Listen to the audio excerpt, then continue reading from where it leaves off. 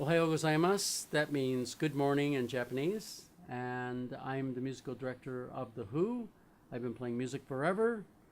Today I'm going to tell you about touring with Warren Zevon, which I did for a couple of years during a lull in my time with Don Henley. The greatest thing about playing with Warren is that I didn't even have to audition for him. Evidently, he had seen me play and thought I was a good guitar player. And the bass player was Jennifer Condos, and the drummer was Ian Wallace. And they both recommended me, so I guess I got into his camp without ever having to audition. I learned all the songs. Some of my favorite songs were Poor, Poor, Pitiful Me. I didn't even know Warren had written that song. That's a huge hit by Linda Ronstadt.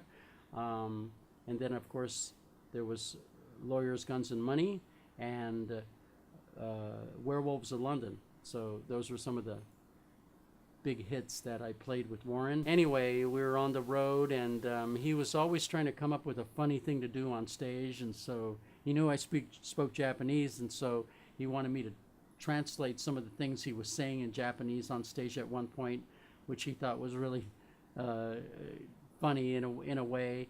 And then he had me do this classical guitar that went into a kind of an Eddie Van Halen kind of solo.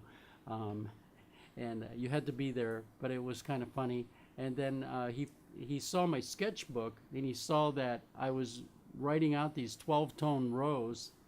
That's kind of esoteric stuff, but 12-tone rows is when you take the chromatic notes of 12 notes and you arrange them in a fashion where none of the notes are repeated again in those 12 tones, and then you turn it upside down, you do a reverse, and then you do a reverse upside down. Well, anyway, I wrote this 12-tone row for his song called, I believe it was Transverse City, and he was really impressed that I knew what a 12-tone row was, and he goes, "Are you playing that in my solo?" And I said, "Yeah," and he thought that was really something.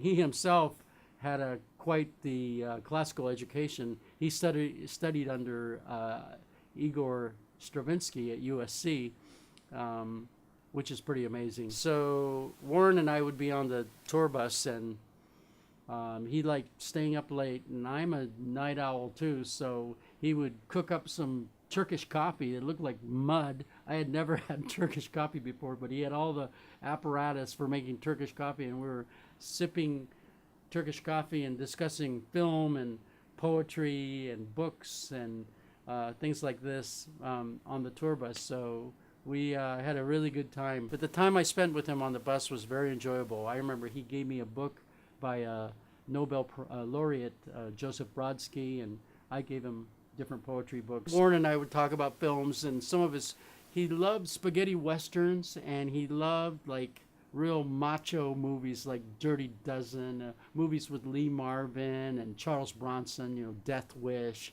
things like that. And he was really impressed that I had a lineage or some blood tie, like I'm a distant cousin with Lee Marvin. He thought that was amazing. We would do 10 shows or 13 shows, 14 shows in a row. It was hard work being on the road. So anyway, that's my story with Warren Zevon. Thanks for watching my video. Don't forget to subscribe to my channel and like my Facebook page.